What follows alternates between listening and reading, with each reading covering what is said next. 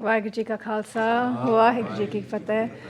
Thank you all for taking your time out to join us this evening. If you haven't been to our annual review before, we're going to go through a lot of the projects that we've been handling this year, how things have progressed and changed from previous years, and then look forward to what we're hopefully planning to carry out for the following year.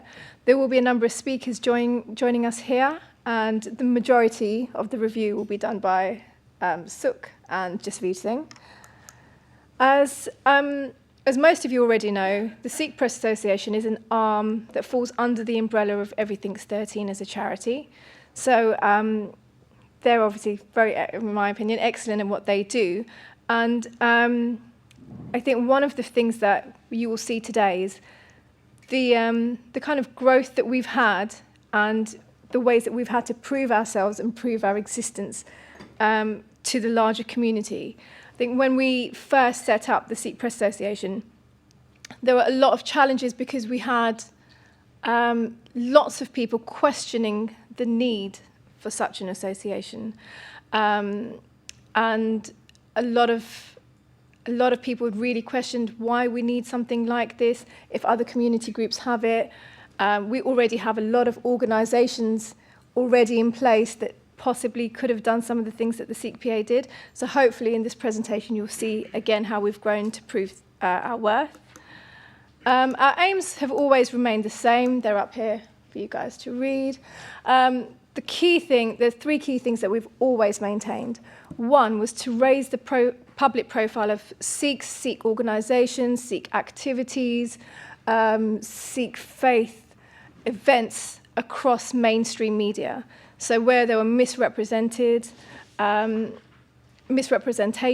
or even inaccuracies within mainstream media that affected the Sikh community directly.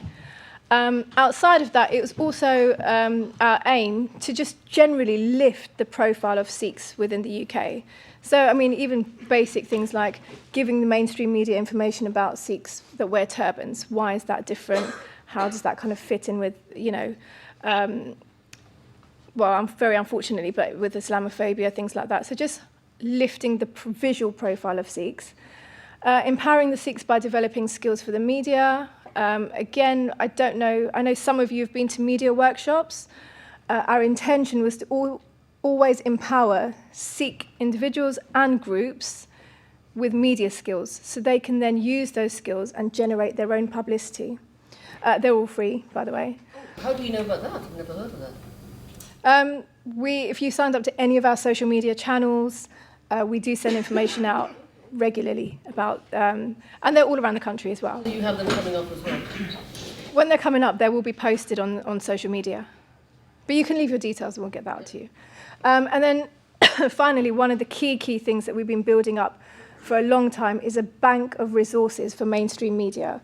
One of the big problems that we found previously was if there was any representation needed within mainstream media for a Sikh news story or they needed a spokesperson, there was never, a subbed list of articulate speakers or like an official bank of statistical information that was readily available and credible, really. So that was another key thing that we still do. Who is Sikh PA? My picture is on there. It's run by these two guys here. They do the horse's share of the work. That's Sukh and Jasveer. So Jasveer's been with us again for 5 years, senior press officer, and Sukh also there. I co-founded the organisation with Jagraj. This obviously everybody knows Jagraj, and this information is in your packs. This was a vision that he had well ahead of the times, really, and I know that he spoke to lots of people about putting something together to represent the Sangat and represent their voice uniformly to the mainstream media. And I remember initially, when he came to me with the idea, I said, I really don't think this is going to work because we've got so much work to do, and how are we going to form this? And he was obviously from a very Sikhi background, and I completely wasn't. But it'd be great for him to kind of really see how far the organisation has grown, and also how much support we do have from the other side now, from all of you guys. So we also together planned, we have an advisory board. This is looked at every year. The role of the advisory board is really to kind of make sure that we are impartial in all of our quests as a press association. That means being impartial with all the organisations that we do work with. Everyone on here has a special, a key skill that they bring to the table, and the discussions that we have aren't all, not everyone's singing off the same hymn sheet. So it's really good to kind of keep that energy there to show that we remain focused on exactly what we're meant to deliver. And that's it. I'll pass it on to Jasveer, who's going to take over, and Sukh. Vaheguru Ji Ka Khalsa, Vaheguru Ji Ki Fateh. Just to repeat, thank you all for coming. I have heard there's delays on the central line, so there probably will be people still coming through. Rather than me stand here and go through slide after slide to show you some of the things that we've done, we've got a very short video that we'd like to play now, and have a look for yourselves.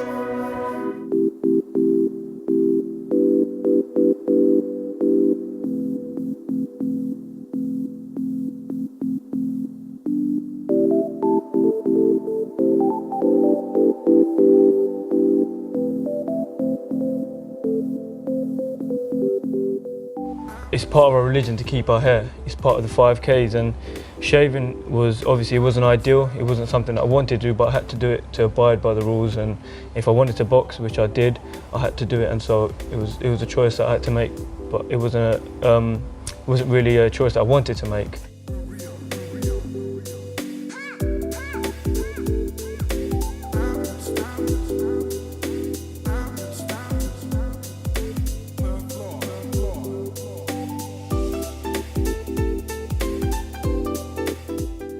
Yeah, it's true, and it actually affects your lifestyle, because boxing is a lifestyle, and you put it into your lifestyle. So the people who may have not had the opportunity I have now due to like Sikh PA.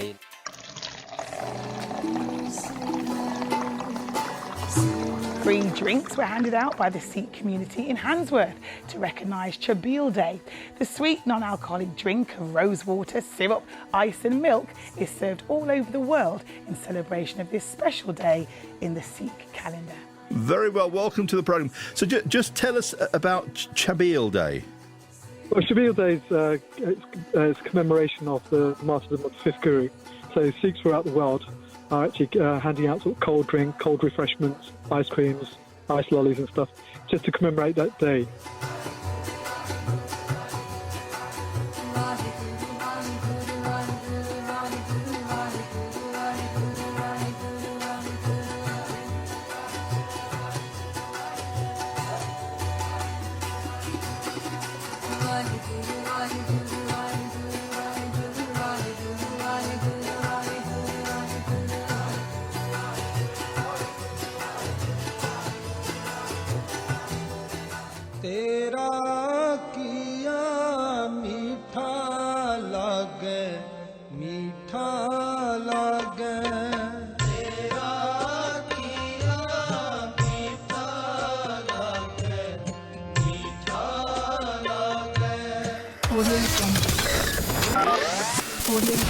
Just remind us again, son, the kind of work that you did and the kind of work that you continue to do.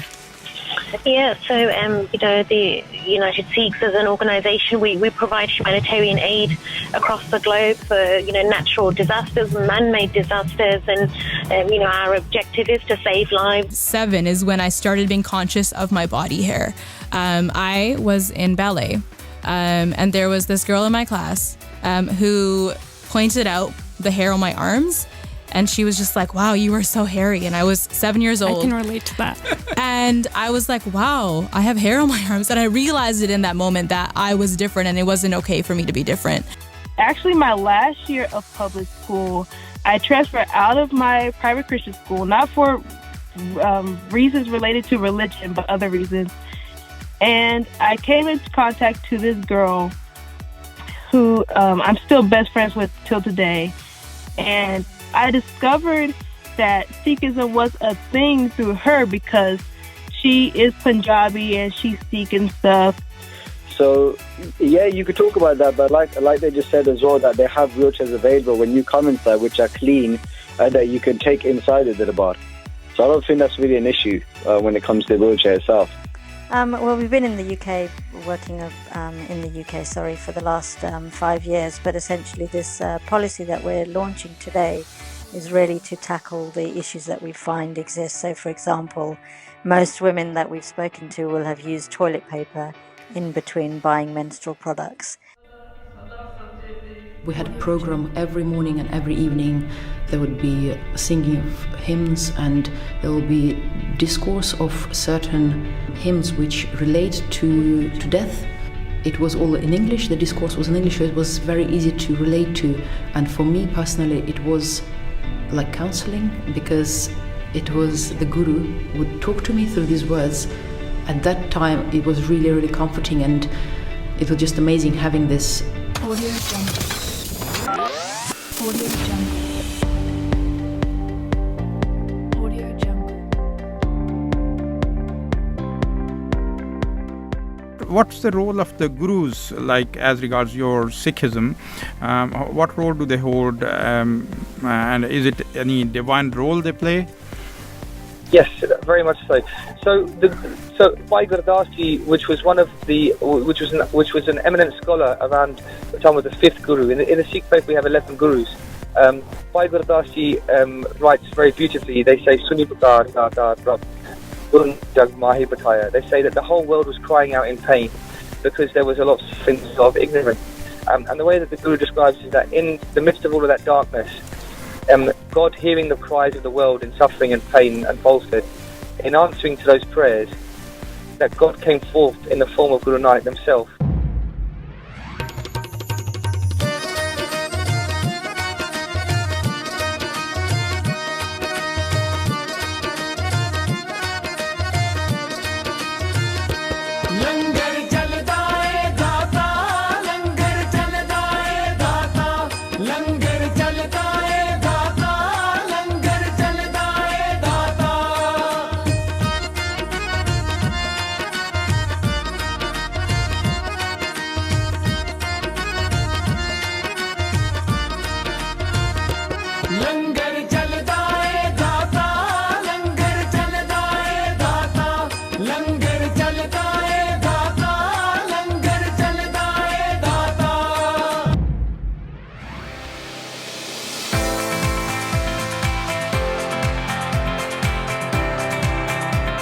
There's millions of people around the world, and we're representing those in Europe, UK, America. We've got really strong togetherness here. It's like a family. It doesn't matter if you're Hindu, if you're Muslim, if you're Sikh. Valentine's Day often focuses on couples, but a Calgary group did its part today, spreading love to all strangers. And if you were downtown this afternoon, you may have seen the results. Alicia Philbrook reports.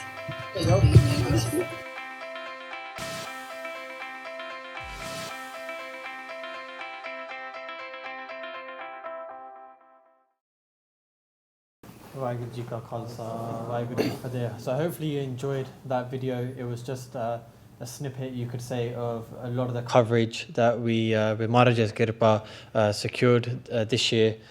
As you know, we can only work with the support of the Sangat, and the Sangat is absolutely crucial to everything we do. Whichever event you go to, wherever it is in the country, a face that you're very likely to see is that of Jasveer Singh, sat here. He is somebody that when I think of the phrase Chardi Kala, he is somebody that comes to mind. He's always smiling, always bubbly, always willing to work and to engage. And hopefully he's going to now share some thoughts with you about his interaction with Sikh PA over the past year and beyond. Waheguru ji ਕਾ ਖਾਲਸਾ ਵਾਹਿਗੁਰੂ ਜੀ ਕੀ ਫਤਿਹ ਸੁਖਪਾ ਜੀ ਧੰਨਵਾਦ ਤੁਹਾਡਾ ਬਹੁਤ ਬਹੁਤ ਤੁਸੀਂ ਚੰਗੇ ਬੋਲ ਬੋਲੇ ਪਰ ਗੁਰੂ ਨਾਨਕ ਸਾਹਿਬ ਦੀ ਵਡਿਆਈ ਆ ਅਸੀਂ ਆਪ ਤਾਂ ਕੁਛ ਨਹੀਂ ਹੈਗੇ ਮਹਾਰਾਜ ਇਸ ਤੇ ਲਵ ਇਸ ਤੇ ਬਲੈਸਿੰਗਸ ਜਿੱਦਾਂ ਕਹ ਲਓ ਨਿਮਾਣਿਆਂ ਦਾ ਮਾਣ ਨਿਤਾਣਿਆਂ ਦੇ ਤਾਣ ਨਿਹੋਟਿਆਂ ਦੀ ਓਟ ਸ਼ੁਕਰ ਵਾਹਿਗੁਰੂ ਦਾ ਬਹੁਤ ਬਹੁਤ ਮਹਾਰਾਜ ਨੇ ਆਪਣਾ ਪਿਆਰ ਬਖਸ਼ਿਆ Nothing before I go on, I just want to remember Bhai Jagraj Singh ji. And when I came from Punjab 5 years ago, ਮੈਨੂੰ ਹਜੇ ਵੀ ਯਾਦ ਆ ਉਹਨਾਂ ਦੀ ਵੀਡੀਓ ਇੱਕ ਮੈਂ ਦੇਖੀ ਸੀਗੀ ਤੇ ਬੜੇ ਮਨ ਨੂੰ ਲੱਗੀ। ਕੈਨੇਡਾ ਦੇ ਵਿੱਚ ਸੀਗੇ ਉਹ ਤੇ ਉਹ ਗੱਲ ਕਰਦੇ ਪਏ ਸੀਗੇ ਕਿ ਜਿੱਦਾਂ ਡਾਰਕਨੈਸ ਕਿ ਅੱਜ ਕੱਲ੍ਹ ਦੇ ਨੌਜਵਾਨ ਅਸੀਂ ਚਿੰਤਿਤ ਹਾਂ ਕਿ ਹਾਂ ਵੀ ਅਸੀਂ ਕਿਹੜੀ ਦਿਸ਼ਾ ਨੂੰ ਗੁਰੂ ਪੰਥ ਦੀ ਸੇਵਾ ਕਰੀਏ, ਅਸੀਂ ਕਿੱਦਾਂ ਅੱਗੇ ਜਾਈਏ। ਤੇ ਉਹਨਾਂ ਨੇ ਬੜੀ ਸੋਹਣੀ ਗੱਲ ਕਹੀ ਸੀ ਕਿ ਕਹਿੰਦੇ ਇਹ ਗੱਲ it kind of links with ਸ਼ਹੀਦ ਭਾਈ ਜਸਵੰਤ ਸਿੰਘ ਜੀ ਖਾਲੜਾ ਐਸਾ ਕਿ ਜਦੋਂ ਜ਼ਿਆਦਾ ਡਾਰਕਨੈਸ ਹੋਵੇ ਤਾਂ ਸਾਨੂੰ ਦੀਵਿਆਂ ਨੂੰ ਹਿੰਮਤ ਕਰਕੇ ਗੁਰੂ ਦਾ ਓਟ ਆਸਰਾ ਲੈ ਕੇ ਸਿਰ ਚੱਕਣੇ ਹੀ ਪੈਣੇ ਆ ਤਾਂ ਕਿ ਅਸੀਂ ਜਿਹੜੀ ਆਸੇ ਪਾਸੇ ਸਾਡੀ ਜਿਹੜੀ ਇਗਨੋਰੈਂਸ ਡਾਰਕਨੈਸ ਉਹਨੂੰ ਚੇਂਜ ਕਰ ਸਕੀਏ। ਸ਼ੁਕਰ ਵਾਹਿਗੁਰੂ ਜੀ ਦਾ ਬਹੁਤ ਬਹੁਤ। I feel really blessed. Came to this country 5 years ago as an international student, and thanks to British Organisation of Sikh Students, we had Birmingham City University Sikh Society, so that kind of acted as a family for myself. And Shukr Waheguru that what I am today is only because of their love and their pyar. But I feel really, really blessed. Shukr Waheguru that I've been given this opportunity. Thank you so much. And so it was really interesting coming from Punjab, trying to navigate different places. ਖਾਸ ਕਰਕੇ ਜਦੋਂ different ਚੀਜ਼ਾਂ ਦੇ ਨਾਲ ਤੁਸੀਂ interact ਹੁੰਦੇ ਆ so it was very very hard but thanks to Waheguru when I came on the first day I saw a picture of Shaheed Bhai Amrik Singh ji with son Janel Singh ji Khalsa and it was very very motivating because someone told me a story how as a student they were the right arm of son Janel Singh ji Khalsa Pindramwale. So for me they are my really good role models. But hopefully Maharaj di kirpa de naal assi vi ਉਹਨਾਂ ਵਾਂਗੂ ਗੁਰੂ ਪੰਥ ਦੀ ਸੇਵਾ ਕਰੀਏ. So bit by bit I started getting involved. It was really really hard to navigate spaces but thanks to my guru, thanks to the Amrit Didat which helped me a lot to get through it, and with Maharaj kirpa I was elected as a first Sikh and international student president of my university students union 2 years ago. So I was really thankful to Waheguru. And interestingly, when you reach these positions, how shall I say, which you dream of, but when you get there, you realize how hollow these things are. And spiritually, it's hard. Spiritually, you feel very isolated.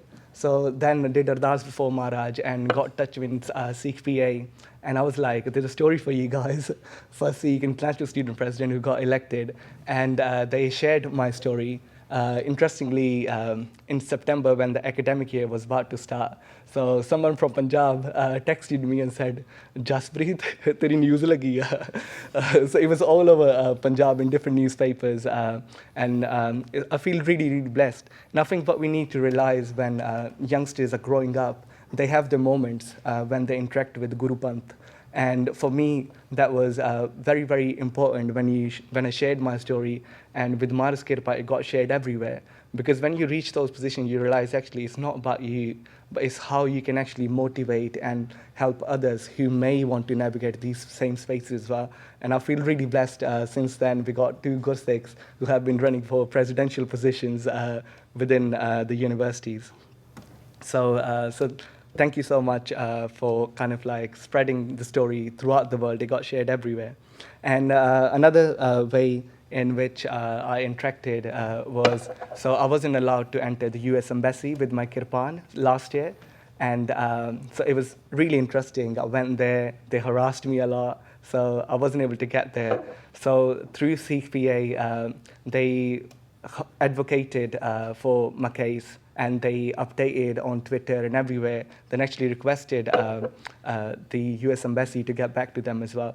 And I think it's really, really important because sometimes when you feel like there's no one standing up for you, but social media and the power of media is really, really important. And Shukr Waheguru that yesterday I went to US Embassy again, right. But we informed them beforehand and I was allowed with my kirpan in. So, right. And another important thing, so I've interacted with Sikh PA on different occasions as well. And for example, they arranged my interview when I got elected as president with West Midlands Masala show on West Midlands BBC radio. Then I was on Sunny and Shay's show as well. And so it was really, really interesting. And I think the interview I had, with West Midlands Masala when I got elected as president, it provided me the confidence. And I think being a youngster, you think these news spaces are quite far away, and you can't reach them. And what you do is you just consume these old things. And thanks to Vaheguru, we've got organizations like Sikh PA who actually helps us to reach these channels, helps us to reach different ways. And now they don't seem like far away, but they seem actually young people like myself we can interact with. And other things, for example, during Go Back Modi protest, I had an interview with BBC Asian Network. Then recently I was supposed to be on Jallianwala Bagh show on BBC4 as well, but thanks to Sikh PA, I wasn't able to go there, and they arranged someone else to be on the show. So it's important, the network of good Sikhs, the speakers we've got around, and so if the opportunity arises, we can actually go to a space where it can be given to someone else. So it gave me kind of like more and more confidence. And I think the other one, this point is very personal to me. So in universities, when you become head of a political organization and you start advocating your sovereignty, your, how shall I say, Sikh values, and start standing for other people, and the first thing you see, the structures or the things around yourself start criminalizing you. So it was very hard. So I spoke against British Empire and quite loads of stuff. So I was questioned about having photo of Sant Jarnail Singh Ji next to my desk. And they questioned me about my kirpan as well. So I went to a big university meeting. They were like, why are you wearing it outside? And I'm like, why should I wear it inside? So they questioned me a lot, and they said, what will happen if we say that you should put it inside? And I was like, you will see what will happen then. But I think it's just the moral support to young Sikh activists, which is very important, because the fact is we shouldn't be afraid to talk about our shaheeds. We shouldn't be afraid to talk about Khalistan Sangharsh. But it's a blessing to have actually network and organization where we can actually present our side rather than get salated by the media, which the narratives are already prevailing. So I think morally, especially for youngsters, for young students like myself, so it was really, really important. So another thing, I work with loads of interfaith organizations as well. For example, Three Faiths Forum, I was on their Parliamentist program, where we go to Parliament, work with local MPs, etc., etc. But blessing, how shall I say, it's a great blessing. Then when you work with organizations, you refer different organizations, and it's so great, like everything Tera, Base of Sikh PA, have been working with them for quite a long time. So it shows how credible and how good the organizations are. And ਅਖੀਰ ਤੇ ਬਸ ਮੈਂ ਆਹੀ ਗੱਲ ਕਹਿਣਾ ਚਾਹੁੰਦਾ ਹਾਂ ਕਿ ਗੁਰੂ ਪੰਥ ਦੇ ਵਿੱਚ ਕਿੰਨੀਆਂ ਚੀਜ਼ਾਂ ਜਿਹੜੀਆਂ ਅਸੀਂ ਸੈਲੀਬ੍ਰੇਟ ਕਰ ਸਕਦੇ ਹਾਂ, ਜਿਹੜੀਆਂ ਅਸੀਂ ਅੱਗੇ ਹਾਈਲਾਈਟ ਕਰ ਸਕਦੇ ਹਾਂ, ਖਾਸ ਕਰਕੇ ਨੌਜਵਾਨਾਂ ਦੇ ਲਈ, ਤਾਂ ਕਿ ਉਹ ਆਉਣ ਵਾਲੇ ਸਮੇਂ ਦੇ ਵਿੱਚ ਮੋਟੀਵੇਟ ਹੋਣ।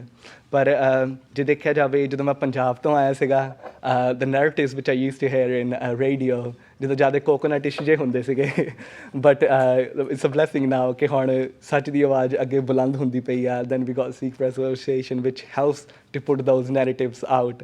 ਸੋ ਖੁਸ਼ੀ ਦੀ ਗੱਲ ਆ। ਪਰ ਮੈਂ ਆ ਵੀ ਕਹਿਣਾ ਚਾਹੂੰਗਾ ਕਿ ਜਿੱਦਾਂ ਆਰਗੇਨਾਈਜੇਸ਼ਨਸ ਜਿਹੜੀਆਂ ਇੱਥੇ ਆ, ਤੁਸੀਂ ਸਾਰੇ ਜਿਹੜੇ ਬ੍ਰਿਟਨ ਦੇ ਵਿੱਚ ਰਹਿੰਦੇ ਆ, ਖਾਸ ਕਰਕੇ ਬਾਹਰਲੇ ਮੁਲਕਾਂ ਦੇ ਵਿੱਚ, ਦ ਆਰਗੇਨਾਈਜੇਸ਼ਨ ਜਿਹੜੀਆਂ ਤੁਸੀਂ ਸਟਾਰਟ ਕਰਦੇ ਆ, ਮਹਾਰਾਜ ਦੀ ਕਿਰਪਾ ਦੇ ਨਾਲ ਇਹ ਤਾਂ ਹਾਲੇ ਸ਼ੁਰੂ ਹੀ ਆ। ਹਾਲੇ ਹੋਰ ਮਹਾਰਾਜ ਦੀ ਕਿਰਪਾ ਦੇ ਨਾਲ ਇਹ ਗੁਰੂ ਪੰਥ ਦੇ ਇੱਕ ਸਮਾਂ ਇੱਦਾਂ ਦੇ ਆਊਗਾ, ਰੀੜ੍ਹ ਦੀਆਂ ਹੱਡੀਆਂ ਹੋਊਗੀਆਂ ਜਦੋਂ ਗੁਰੂ ਪੰਥ ਨੂੰ ਲੋੜ ਪਊਗੀ। ਸੋ ਖਾਸ ਕਰਕੇ ਆਹੀ ਆ ਕਿ ਵੱਧ ਤੋਂ ਵੱਧ ਅਸੀਂ ਗੁਰੂ ਪੰਥ ਦੀ ਸੇਵਾ ਕਰੀਏ, ਗੁਰੂ ਸਾਹਿਬ ਦੇ ਬਾਣੀ ਦੇ ਨਾਲ ਜੁੜੀਏ, ਐਂਡ ਖਾਸ ਕਰਕੇ ਡਰੀਏ ਨਾ ਸੱਚ ਬੋਲਣ ਤੋਂ।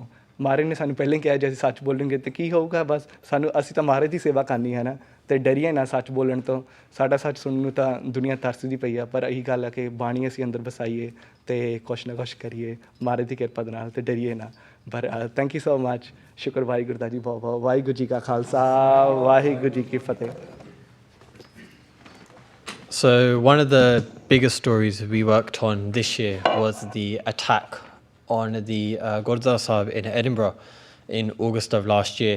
And I just want to take a few moments to actually talk about this, because I think it's a very good illustration of what we do, and it's a very good illustration of the value that we can have for the Panth. As people know, the attack actually happened in the early hours of the morning at the Gurdwara Sahib. And I found out about it probably about 7:30 a.m. When I was getting up. People already started talking about it in Sangat in Scotland. By 8 o'clock, we had talked to people in the Sangat in Edinburgh. So we have a contact through Basics of Sikhi, Gulab Singh. I was managed to get him on the phone. Less than an hour later, we actually had the article up on our website. So this was about 9:30 a.m. We had the article up on the Sikh PA website saying that Gurdwara Sahib had been attacked. This is when I started getting phone calls. So Jasveer Singh was actually in Canada at this point. And I started getting phone calls and realized quite early on that we had to make a 10 a.m. deadline if we wanted to get it on the lunchtime news. And if you get something on the lunchtime news, then you're more likely to get it on the evening news. So this is something where we really only had about an hour or so to get together, to get the facts and to present them to media. So I phoned the BBC straight away and I said, this is what we know so far, established a contact there and said, I want contact to be just between us two so stuff doesn't get muddled in terms of me talking to loads of journalists at the BBC, and managed to be that conduit between the Sangat, who is obviously very busy and actually quite distraught dealing with their Gurdwara Sahib, but still feeding updates back to the media. So that's what we did. And by 11:20 a.m. that day, there was an article on BBC News Scotland. A few minutes later, there was an article on the Edinburgh News website, and it said that a 17-year-old had been arrested in connection with the attack. And this is something that I hadn't heard. I'd established a police contact by this time as well. I hadn't heard it from them. Within 5 minutes, I was on the phone to the Edinburgh News. I said, you don't have a source for this because I don't have a source for this. And I asked them to take it down and they did. And it's things like this, when there is an attack, especially on Gurdwara Sahib, we see this when there are attacks on minority communities, the fake news that comes, people start spreading rumours, people want to say this and that. And the Sangha is so busy dealing with their Gurdwara Sahib that they're not the ones trawling through social media, they're not the ones trawling through the media, checking the facts on media. But that's where we come in. That's our role and that's our job. And that's what we were doing that day. So I contacted Police Scotland, I got a confirmation as well. And this was all very, very fast. This was all sort of on the phone. You say straight away, okay, I need an email to back this up just as a bit of proof. And we got that. We also managed to get sort of pictures through quite quickly. Again, from Gulab Singh up in Edinburgh, we managed to get pictures so that we sent them to Huffington Post again before lunchtime. We had pictures up. Once you get pictures online, then it makes it easier for other news organizations to cover that as well. So all of this was about, if we're slow off the mark, then it's going to be in the evening news and we're going to wonder why it hasn't really been covered properly. But the fact is that we managed to get it on the lunchtime news in Scotland, which meant that it was a segue, it was a natural segue for it to be covered later on. Something that also happened was that because we had established a contact with the police, when the police did finally give updates, such as, when they did finally arrest somebody, we got it and we were able to put it out on our social media. So we again were reducing that time between Sangat knowing the correct information, the official information, and we were also just monitoring online as well to make sure that if there was something that we hadn't heard of before, we could establish whether it was a rumour or whether it was a fact, and make that clear.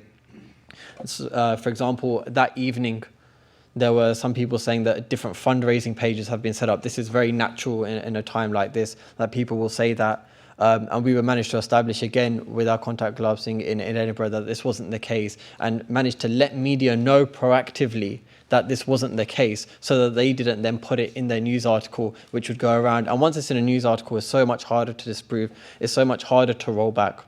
So I think this is an example of where having full-time press officers really does help the Panth. Seva is of the utmost respect, but there are times when people obviously had jobs to go to. The immediate Sangat were very busy dealing with the police. They were dealing with cleaning the Gurdwara Sahib up. They were dealing with the sort of on the ground stuff, and we were there able to provide that service. A very similar service, in fact, to the one we provided after the Grenfell Tower fire as well. So this was along the same lines, and because we had experience in the Grenfell Tower fire, which was arguably a much sort of bigger event with much more sort of wider media ramifications, we were well trained and we had that practical experience. In the Grenfell Tower fire case, Jasveer Singh was in the office and I was on the ground, and so we had a very good setup whereby we could talk to each other. This happened when Jasveer Singh was in Canada for a couple of months, so it was just me on my own. And so again, it made it a little bit harder, but it is better that we had somebody there to really shape the news in the way that it did. It's so much easier for them, especially with these regional news articles. This is how they start. So if you look at the top there, you'll see comes under Edinburgh, Fife and East. The story will be under the regional news first, and then throughout the day it actually makes the main Scottish news, and then if it gets even bigger it will make the UK news. And this is how these things progress, and if we're not there at the beginning sort of pushing it up the agenda, then there's very little chance that it will do that organically. And quite frankly, with something like this, with something as heinous as this, we don't want to take that risk and leave it to chance. So that's just a case study that we wanted to tell you about. So just moving on to a few other stories that are a bit different than the general kind of positive news coverage we gained.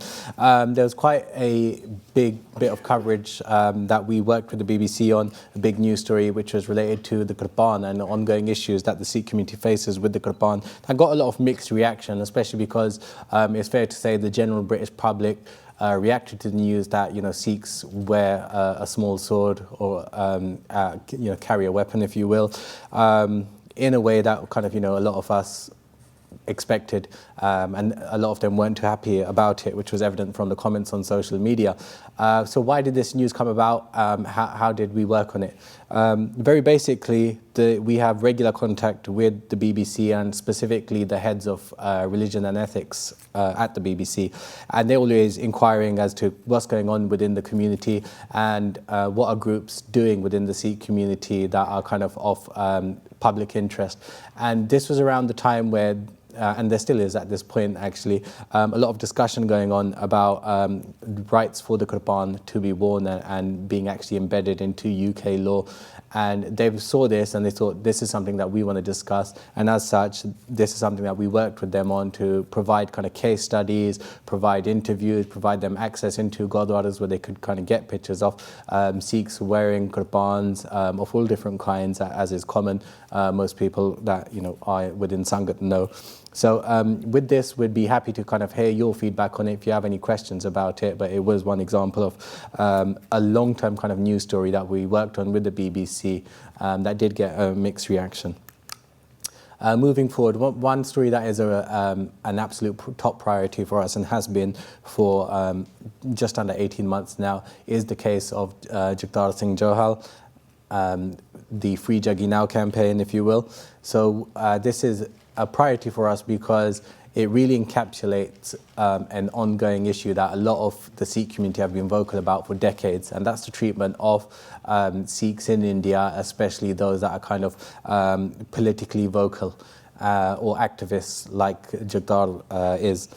So this is something that we've worked on loads. Last year, at this time last year, when we talked about our work on the Free Jaggi Now campaign, we had approximately 24,000 words written of updates on his case. We're now at 41,000, all on our website, sikhpa.com/freejagginow. What we've also done is every time there's an event, whether it's a protest or a parliament event, we make sure that one of us is there to give direct feedback straight away, straight after the event, to the Scottish media who are always on top of this, and also to the national media who we're constantly pushing into covering this.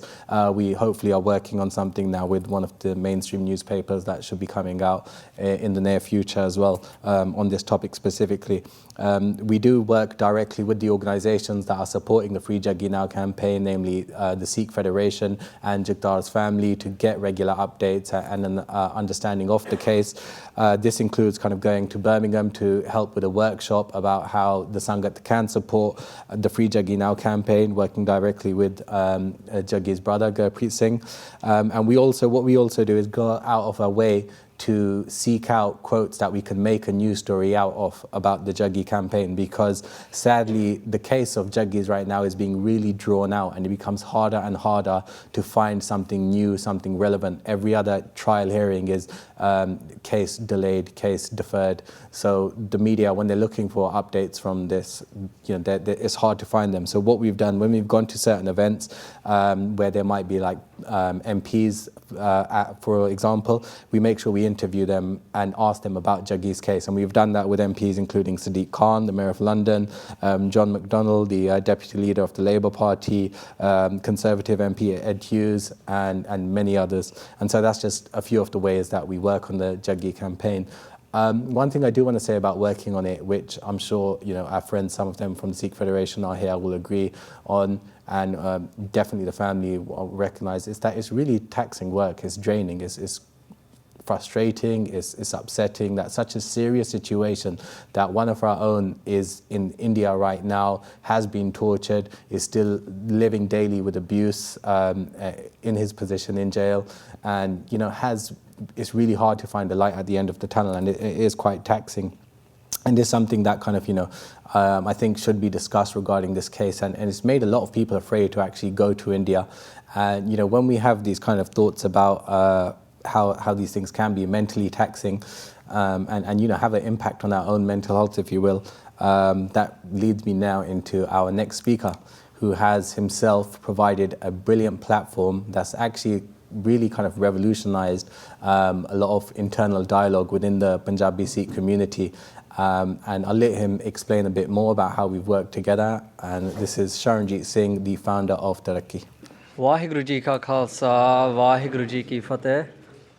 So my name's Sharanjit Singh, and I'm the founder and director of Tarakki. And Tarakki is a movement that wants to change how Punjabi communities approach mental health. We do and kind of manage a number of grassroots projects where we try to develop awareness, education and support across the UK in Punjabi communities. My engagement with Sikh PA has probably stemmed 2.5, 3 years. It started first of all at a personal interest level, kind of observing what the organisation was doing and how they were functioning within Sikh communities in the UK. And since starting Tarakki in October 2017, my engagement with them has been more substantive. I've actually kind of spoken with them about Tarakki's work and actually connected in a way that I wasn't connecting with them before. And in that sense, this talk will be structured in 2 rough parts. The first part will be my more general observations about what Sikh PA contribute towards Sikh communities in the UK. And the second will be about my specific experiences through Tarakki. But first, a brief word on media. We are living in an increasingly globalized society where information can spread in seconds. And this isn't neutral. Information is designed to help people create opinion, to help people create understandings and interpretations of things that are happening around the world. And this opinion, again, isn't neutral. We view things in certain ways, and we view these things from a variety of factors and variety of things that we interact with. And media is a key way in which we form these types of opinions. And again, looking more closely, digital media and news media has historically been a really important way in which people try and get objective and reliable information. And I remember when I came across this quote when I was studying at uni, and it kind of immediately linked in with my interactions with Sikh PA. And I thought, wow, okay, this is why it matters. This is fundamentally why this type of work is so important. So I'm first going to just look over 3 rough concepts to try and think about why the work that Sikh PA does is so important to the Sikh Bond. First of all, as Sikh communities in the UK, we have to ask ourselves the question, do we want our narratives written by us, or do we want them written for us?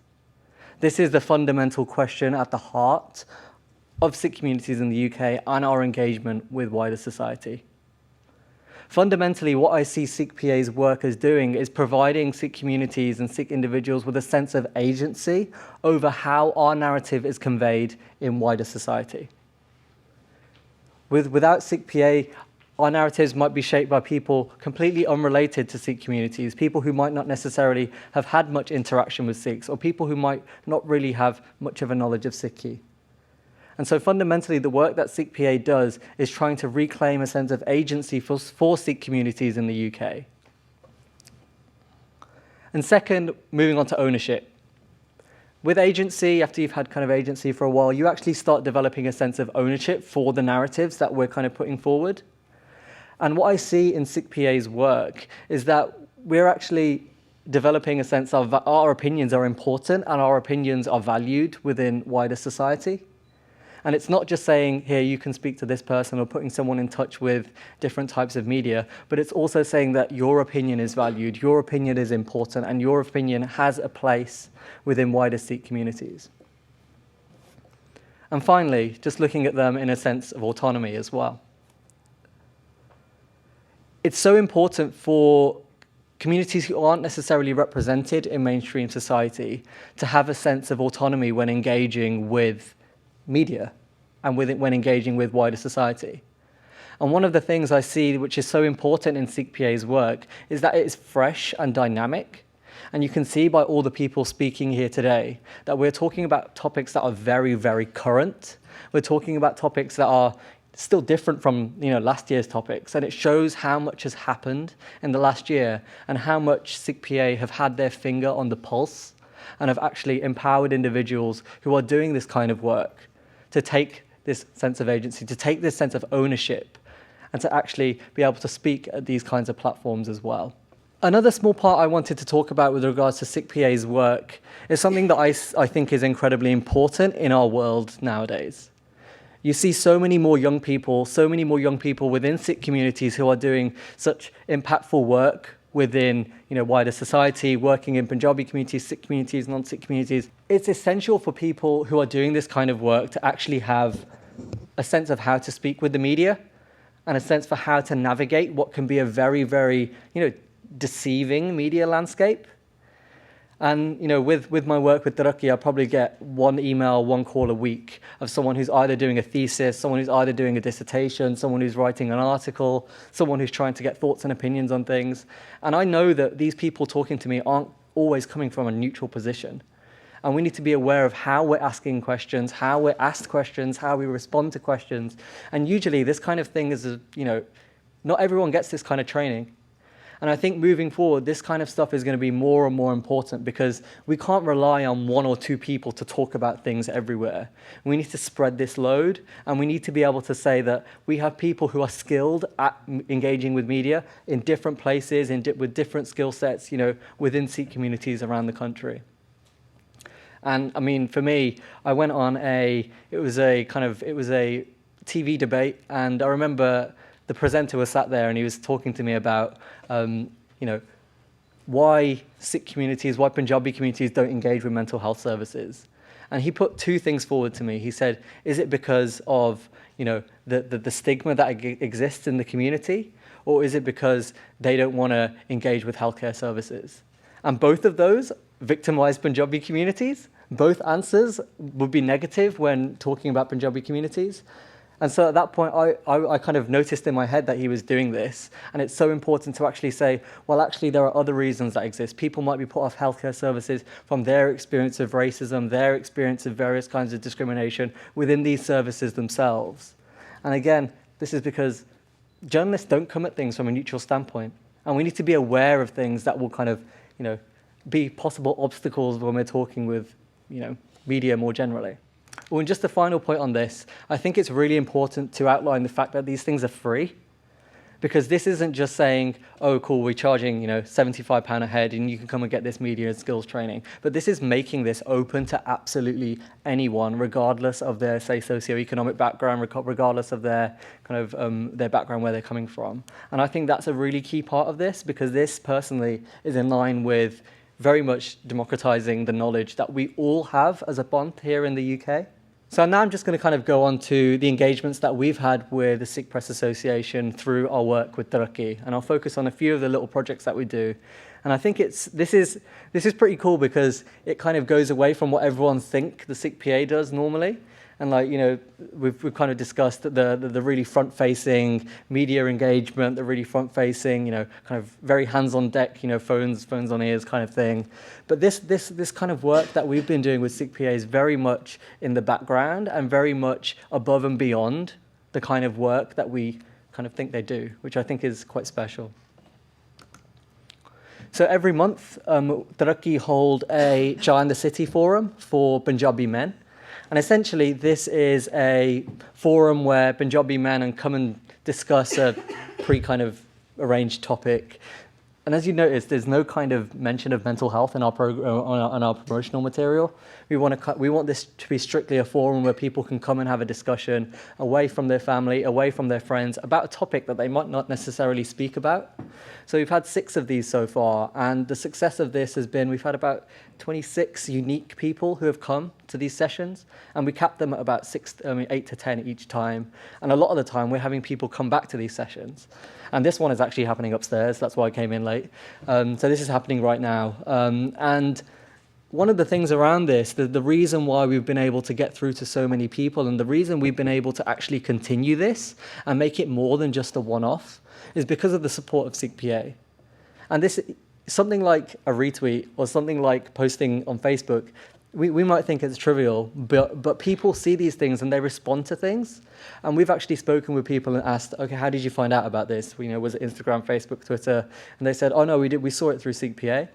And so personally for me, that is a really, really touching way in which Sikh PA is working to connect people with initiatives, with different kinds of things that are happening, away from what might be immediately what we consider their work. So this is happening, once every month. And one of the other things that has been really useful is Sikh PA have really helped with connecting us with possible venues.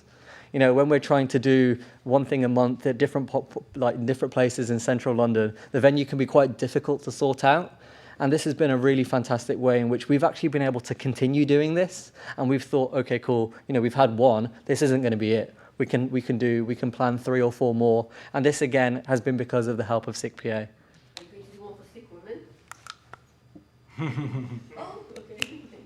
It's all good. So this is a question we got, and for me being, sorry. So it'll be coming back up again. It's going to come. This is just the most recent one. So a question for me is, you're doing this for Punjabi men. How can we do one for Punjabi women? But being a Punjabi man myself, I wanted a team of Punjabi women to actually be putting these things together and actually taking ownership of this work, because there's no point me doing it. I'm happy putting people in a room and I'm happy kind of supporting them and getting something going themselves. And this is what's happened with our Punjabi Female Forum. And again, we have this once a month. We had the first one, as you can see, in April. So it only started, we had a scoping session. It's only started relatively recently. But this is something that we'll be hopefully doing once a month. They're basically, the working group is just kind of getting to know each other and just, figuring out venues and where we're going to kind of take this forward. And basically, I want them to have ownership over it. And so I'm not saying, go and do it now, do this for that day. I'm just letting them get on with it. Just make it a bit. I think it's going to be at the end of, judging by the conversation on the WhatsApp group, it's going to be at the end of May. But it will be on our social media when it's up. And we'll try and kind of get it out as best we can. But yeah, again with this, it's the same reason why Sikh PA have been so important and so integral to this work, because we're able to transfer what we've done with the male forum onto the female forum. We've been able to contact people. We've been able to talk to people who could be speakers, talk to people who want to be involved. And it's been really important in building this type of community. And I think this is a nice example of what goes above and beyond their usual what we perceive as their usual work. And then I'm going to really quickly just go over a couple of smaller case studies about the work that Sikh PA are doing behind the scenes. And so Thrive London is a kind of campaign that is run out of the Mayor's office, and it's a campaign that wants to better the mental well-being of all Londoners. And I remember seeing this campaign, I thought, okay, cool, this looks interesting. And they had a mental health and faith event, and I said to Sukh, I said, Chalo, let's go, let's see what it's about. And we went to this event kind of late 2018. But the main thing I thought out of this was that these people need to be connected with Sikh PA, because we know that there are difficulties. Organisations find it difficult to connect with Sikh communities. And that's not because we're difficult to connect with. It's because their networks don't necessarily expand into people who have these kinds of relationships with Sikhs. And so this is what we tried to do with Thrive London. And we put them in contact with Sikh PA. And they were really responsive, as you can imagine, and they were very, very welcoming. And what we tried to do is develop this kind of relationship. And this is above and beyond their normal work. Like, this is as well as all the media stuff that's happening, every 10 minutes, phones going off and whatnot. And I think it proves that, the work that Sikh PA do isn't just about connecting Sikhs and media, but it's about connecting Sikh communities with other things that are happening more broadly within the public sphere. And finally, I'm just going to talk a tiny bit about another thing that kind of works in this way, but it's related more to research, and it's related more to engagement of Sikh communities in research activities. So the GLAD study is, I think it's the world's largest study into the genetic links of anxiety and depression. And they contacted Taraqi and they said, oh, can you help us make some promotional materials? And we went and we helped them make some promotional materials. And then they, when we got there, they said, we haven't got a very representative sample of people within this research. And obviously, when you're not having representative samples in research, that means you don't have representative samples in results. And something as big as this is something that will actually have an impact on, say, legislation, an impact on how we think about genetics and its relationship to mental health. And so what I did, I connected Benji, who was working with the GLAD study, with Sikh PA, and she's actually come and had a conversation with them and actually thought about how they can best connect within Sikh communities. Because it's not just having a voice in media. Media is not the only part of our kind of public sphere. It's not the only way we understand and kind of draw information and kind of develop our interpretations.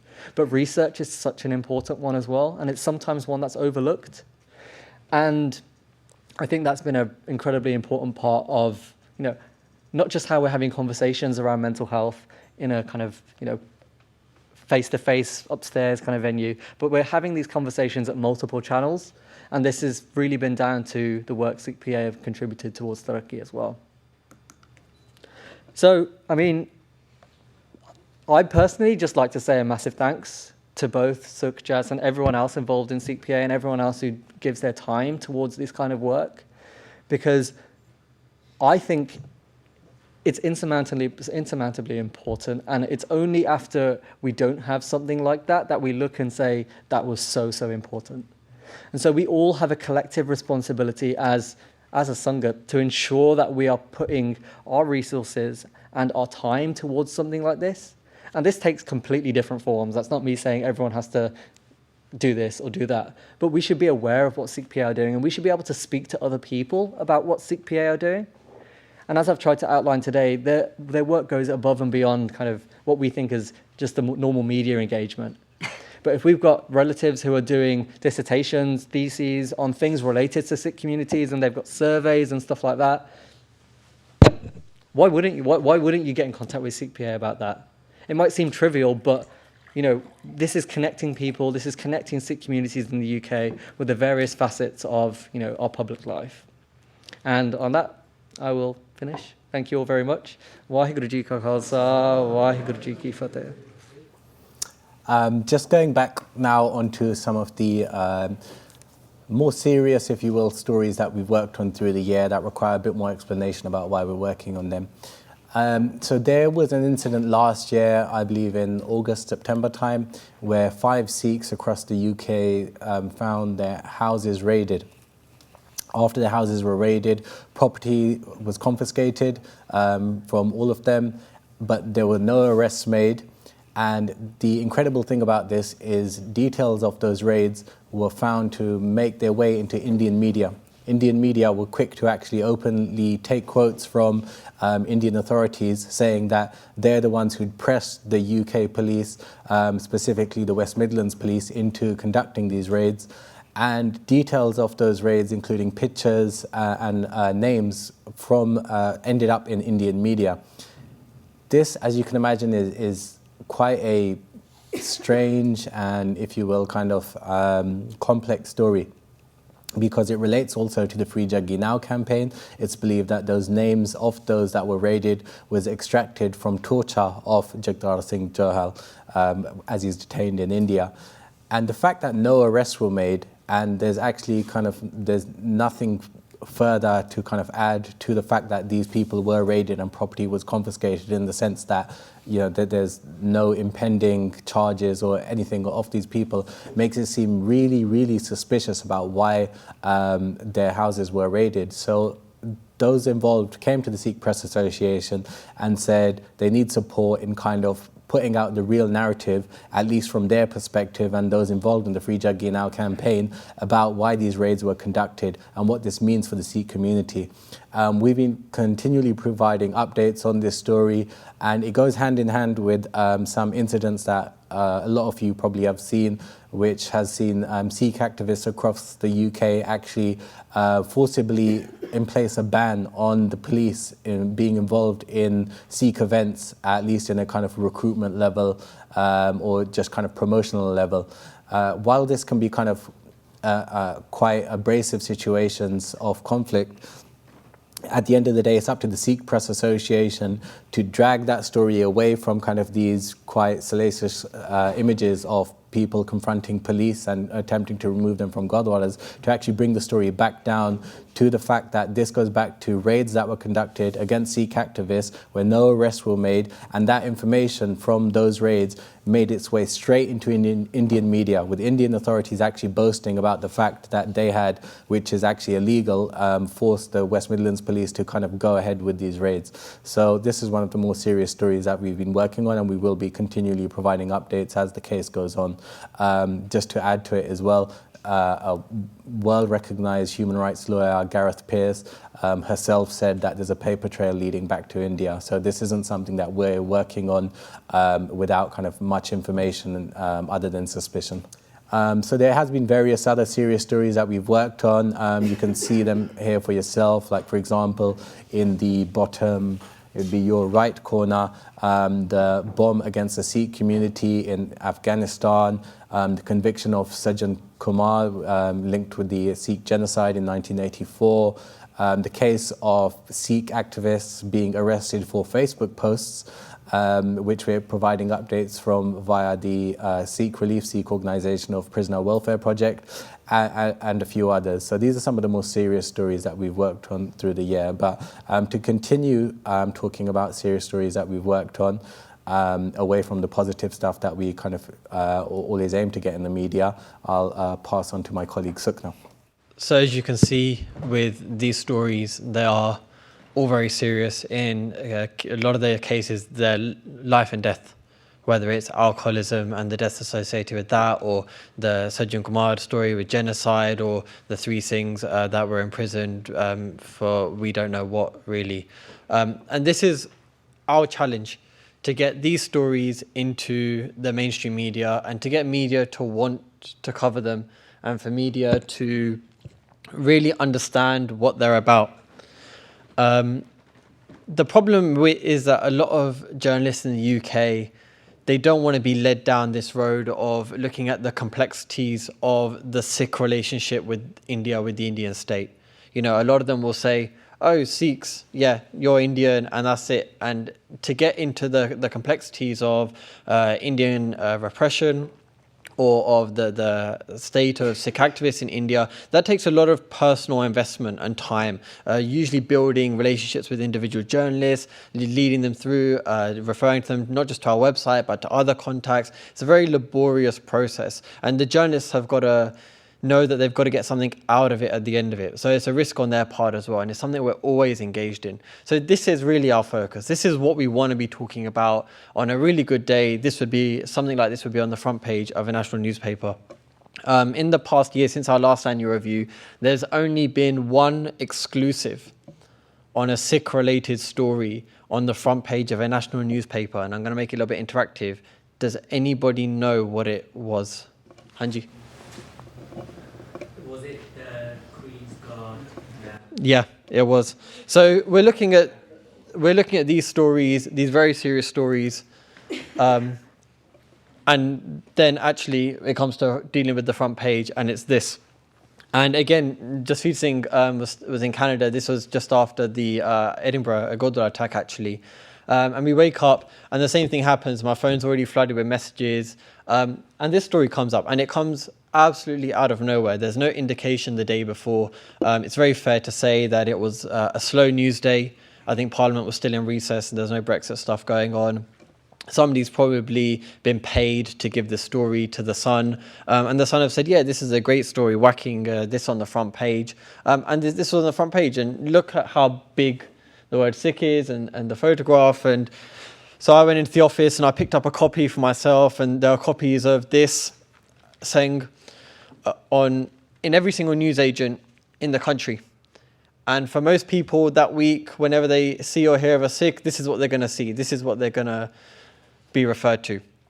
And it's really a non-story. If you look inside, I'm not going to turn the inside pages because there's a few inappropriate pages, but if you look at the story inside, it's about 300 words of a story. It's a non-story. They've basically got 3 pictures, they've got 1 fact, and there was a sense of outrage, right? There was a sense of embarrassment, there was a sense of outrage, there was a sense of feeling sorry for this soldier as well, being put on the front page. And I did a little bit of investigating and found out that actually pretty much every single army regiment in the last 8 years has had a soldier dismissed for drugs, for Class A drugs as well. And when you look into the problem, actually there's a very deep structural problem of the mistreatment of soldiers in the army and their dependency on drugs. But the Sun hasn't done that. The Sun's just gone straight for this story. Basically, it's a Mickey taking story, what they say in the industry. You know, they've just seen it. They know that it's going to cause a little bit of havoc in the community, and they put it on the front page. The thing that happened with us was there was no sole body that was going to respond. Ultimately, this concerns an individual. It concerns an individual, and it concerns a British institution, not any Sikh institution. And the individual in question obviously wasn't going to be talking to the press. He couldn't anyway because he was still in the army. So they're not allowed to talk to the media in that time if they don't have permission from their superiors. And what you get is this vacuum where, again, rumour, myth, his colleagues could have talked, off the record, so to speak, or without the permission of their superiors. And we were very clear and we were very conscious that what we had to do was provide facts to contextualize this, but also to demonstrate to the Sun that we're not going to take this sort of story lying down. You know, this sort of messing with our community by putting this on the front page isn't going to work anymore. And what we did is we drafted a statement in response from Sikh PA. And we said, there's a British citizen detained in India that's been tortured, and you haven't even covered it, but you decided to put this on the front page instead. Where do your priorities lie? And we issued a very strong statement that Rupinder helped me on as well. Jasveer cleared it before it went out. And we were able to get it to the Sun's editorial desk. They won't admit it, but one of the things that we have is that obviously we have journalist contacts, so we can talk to journalists. We can talk off the record to journalists as well.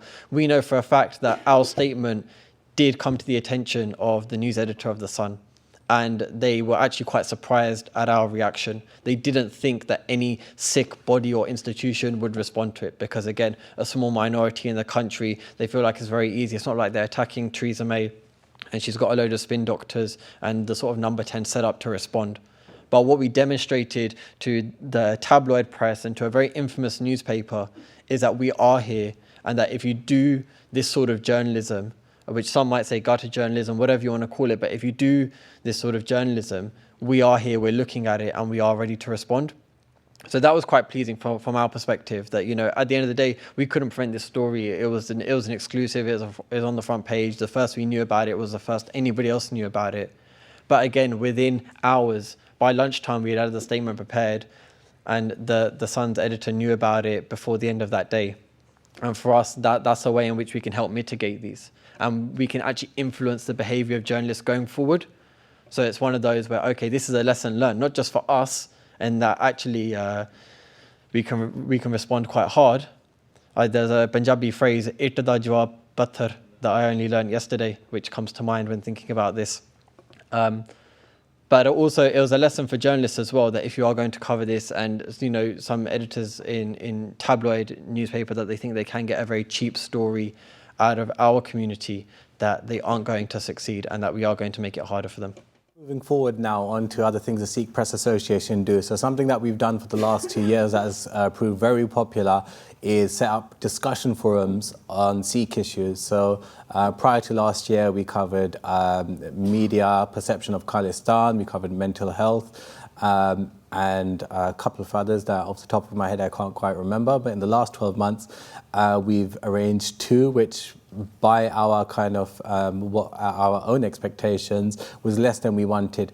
But it is quite difficult to ensure that the correct panelists, a venue and ourselves are all available on the same day to be in one location for 3 hours in the evening. So, you know, that's something that we need continual support on for things like venues and even topics. Come forward with topics and people that you think would be appropriate for those topics. But we can give you guys an exclusive and let you know about our next one. So on May 30th, we will be discussing gender equality in the Sikh community. Our first 3 panelists have already been confirmed. That's Ashmeet Kaur, poet and activist, Manjit Kaur, the founder and head of the Binti Project, and our very own Rupinder Kaur, who's the co-founder of the Sikh Press Association. So that's May 30th, and Imperial College will be putting out information about it, hopefully tomorrow. So speaking of gender equality in the community, we're going to introduce our next speaker now. And without further ado, Neelam Kaur. Vaheguru Ji Ka Khalsa, Vaheguru Ji Ki Fateh.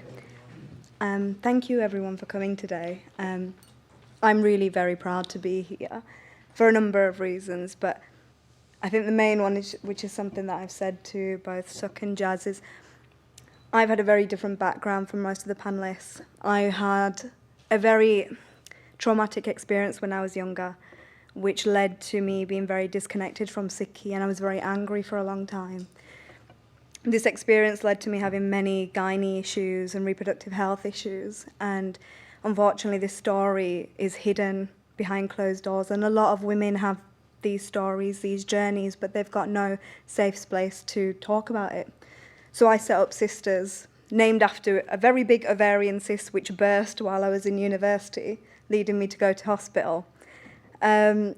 Sisters is to challenge the narrative around womanhood by creating a sisterhood of women with similar issues, with similar goals, and tackling the challenges around things like infertility, mental health, things like postpartum depression, PMDD, which is premenstrual dysphoric disorder.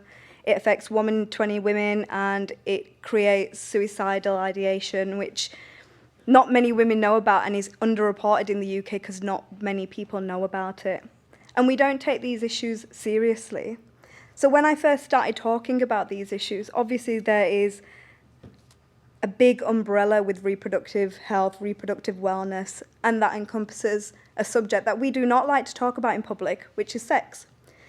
Because I was a young Asian girl talking about sex, all the media coverage around me was very negative. It was very, Asian girl talks about sex, Asian girl talks about body.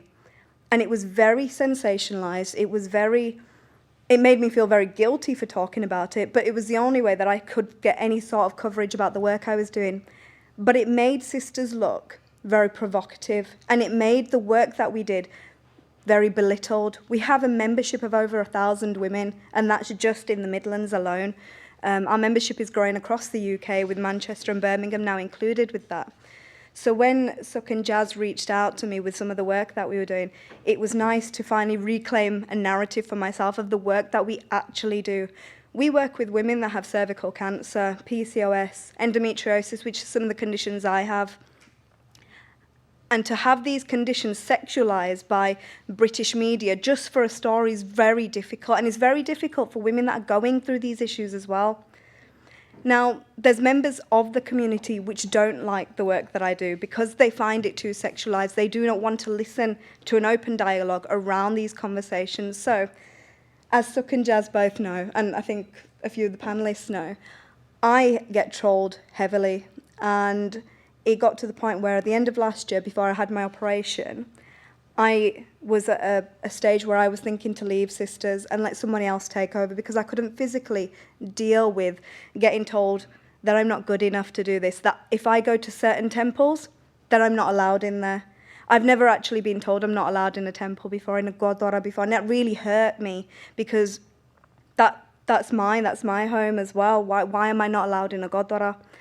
And that was really difficult for me to take, especially because we were working with the NHS on a campaign around cervical smears, but they felt that was a really sexualised topic. Cervical smears wasn't something they wanted to discuss. So through anonymous accounts, letters to my workplace, tagging Sikh PA in tweets about me, I was subjected to nearly 8 months of continuous trolling, and which unfortunately is still ongoing now.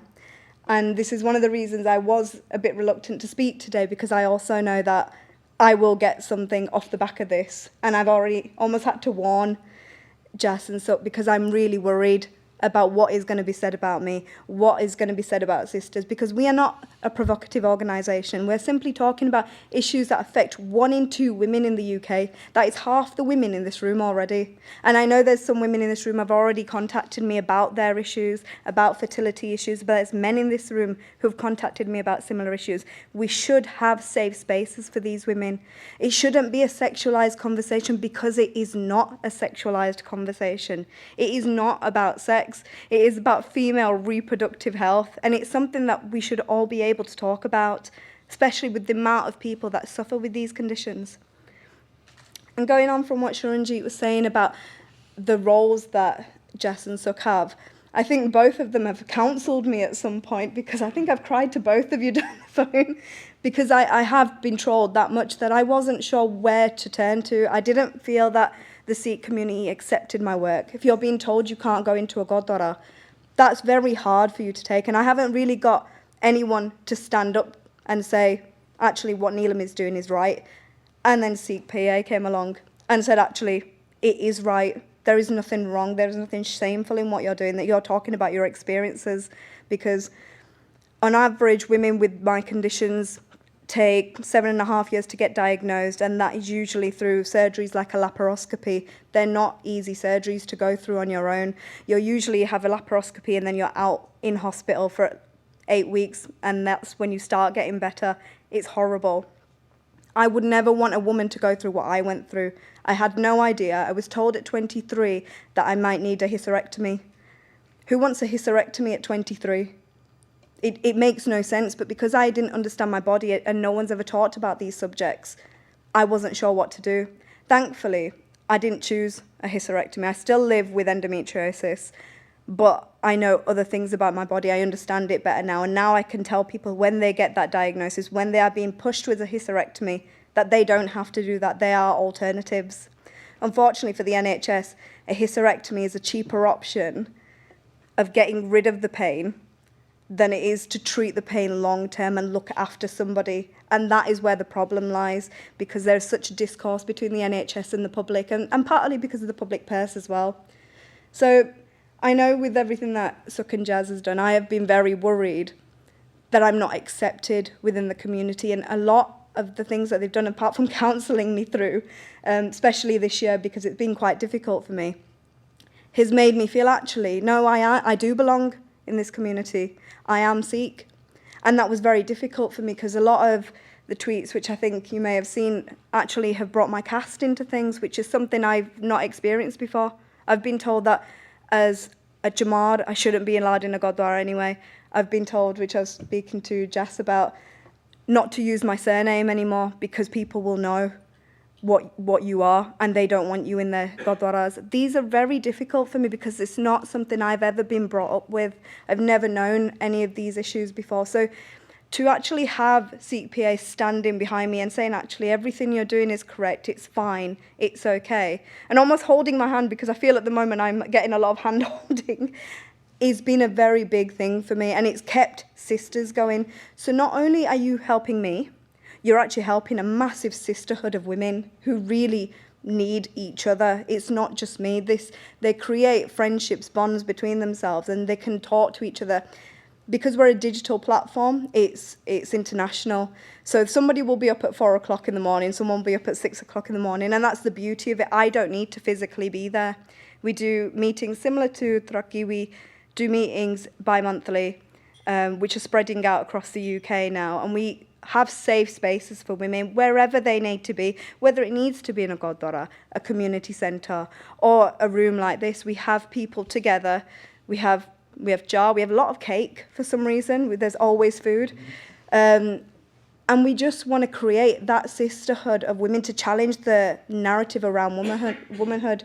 And this is what Sikh PA have helped me be able to do, because in December before my operation, I was very close to letting everything go. So I personally want to thank everything Sikh PA have done, because without them, sisters actually wouldn't exist today. So I actually thank you a lot.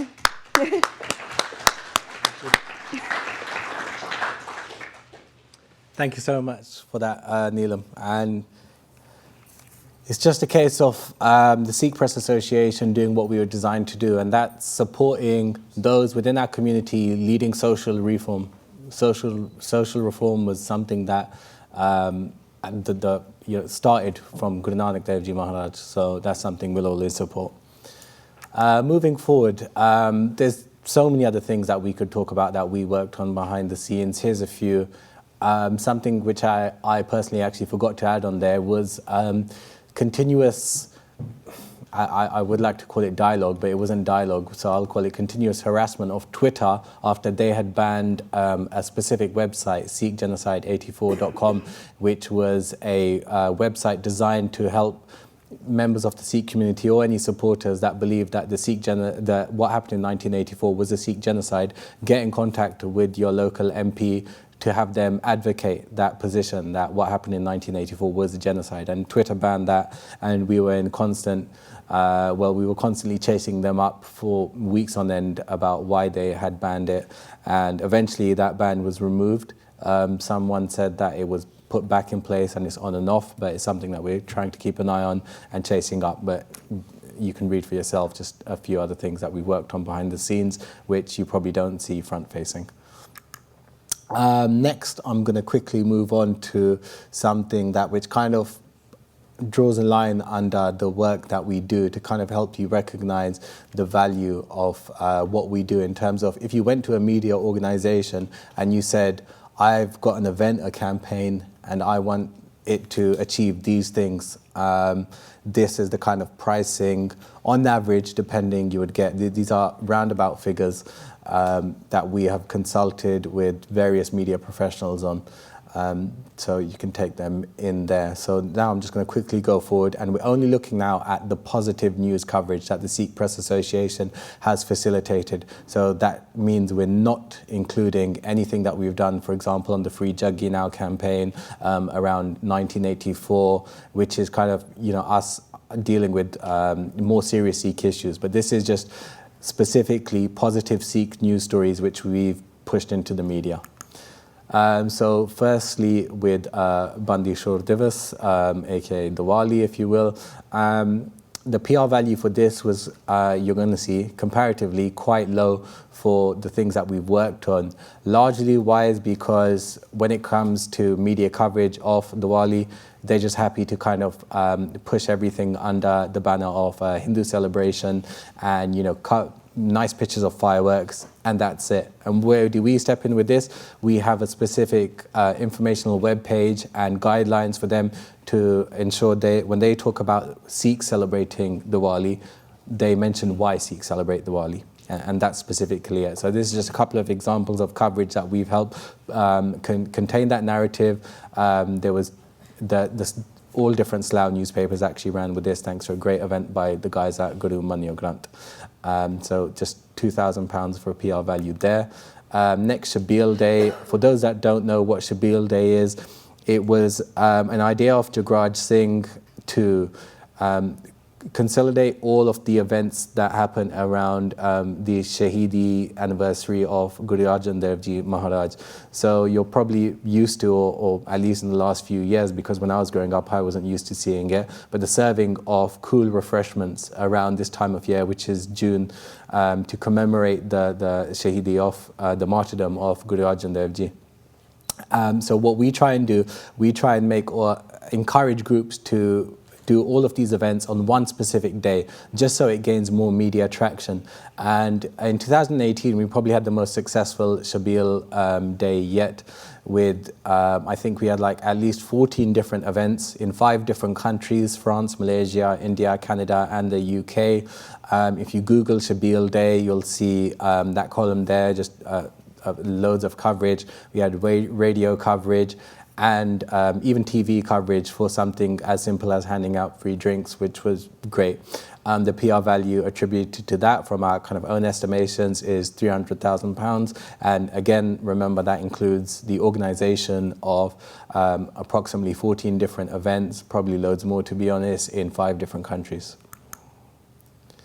Langar Week is what we are known for. At the start of this, Rupinder said the Sikh Press Association is 5 years old. We are actually 5 years old in the sense that our first ever campaign was in 2014, November, where we did the first ever Langar Week. But we started as a full-time organisation, other than doing kind of events here and there or campaign work here and there, in April 2015. So if you want, we're also 4 years old. That's when I started working full-time for the Sikh Press Association. But we're most known for our work on Langar Week. We had a fantastic 50th anniversary of Langar Week this year. We had TV news coverage 5 days out of 7, countless news articles. The amount of time on radio is really hard to calculate, because that would mean going through every single regional radio station that we had coverage on. I mentioned earlier that we have a good relationship with the BBC Religion and Ethics team. They specifically work on Sunday morning content, and we very regularly get platforms across all regional BBC stations. So they'll record an interview and run that over every single BBC regional radio station there is. How many there are, you know what, I couldn't go there. But the PR value attributed to this, we've estimated it at 700,000. I remember when we first started doing this in 2015, somebody from the audience approached me who was actually a public relations professional themselves, and they said Langar Week by itself is probably of the value of a few £1 million in terms of the coverage and the events that are put into it. But this is a conservative estimate. So for Langar Week, we also won an award from the Faith and Belief Forum, whom we work with regularly. Jasveer Singh mentioned them earlier, and they gave us an award for a community award for our work in Langar Week and highlighting the work in London of Langar Seva groups like Nishkam SWAT, for example. Vaisakhi, so with Vaisakhi, is one of the first kind of tasks we were given as a full-time organisation was to ensure that the narrative of Vaisakhi is corrected, that media are no longer talking about it as a Sikh Harvest Festival or Sikh New Year, both of which are inaccurate, and they're actually talking about the creation of the Khalsa as the reason Sikhs are celebrating. We actually did this event, our annual review, last year, I think 2 days after Vaisakhi. So I'm including some of the work that went after that event, so in April last year and this year as well. So we had a lot of good coverage. We had TV news coverage on 3 or 4 different channels. You can see a Huffington Post article there in the corner, which we've now got a regular blog on. When I was spending time out in Canada, this is something I managed to kind of help put together with the Huffington Post Canada team out there. Radio coverage, there's an independent newspaper article which featured us, and lots of regional newspaper coverage. One thing about what we do with Vaisakhi, which is hard to quantify, is the fact that we really go all out, and we did this year because last year was quite a poor year for the narrative around Vaisakhi. The Times newspaper, they actually twice ran 2 different articles saying that Vaisakhi was the Sikh New Year, and that's after, when they did it the first time, which was on the front page of the newspaper, we contacted them, had a long back and forth about the mistake they made, which they weren't willing to admit was a mistake, because the mistake is so common that they just pointed out several different examples of the mistake and said, well, actually, what about this, what about that? But so this year we actually were a bit more, I think the right word for it is aggressive in approaching media and public figures in how they classify Vaisakhi, the terms they're using. And we had a lot of good results, but it's hard to quantify how many actually picked up when we're reaching out to media from California to New York to anywhere there's Vaisakhi events happening. We really went all out. So this, again, I would definitely say is a conservative estimate of how far our reach went when it came to correcting the narrative around Vaisakhi. Again, other positive news stories. I mean, what you're seeing here, I would say 10%, 15, 20% of kind of the coverage that we facilitated, especially in the sense that you might see one story here, like let's say, for example, the Simran Kaur interview. So Simran Kaur is one of the most successful amateur boxers in the UK today, and she's a Kaur, of course, and she openly says that kind of, her Sikh background inspires her in what she does. And that one news story that we've got pictured here, that would actually be carried by the BBC elsewhere across the board, to the extent of which we can't even keep up with. We can't tune into every regional radio station to see where the interview ran. But for Women's Day, that was one of the biggest interviews that they ran with. So this is just an example of other news stories, more positive news stories again. And again, so looking at approximately 20 minutes of TV news coverage, radio coverage into the hours, newspaper columns that could fill up 2 or 3 newspapers.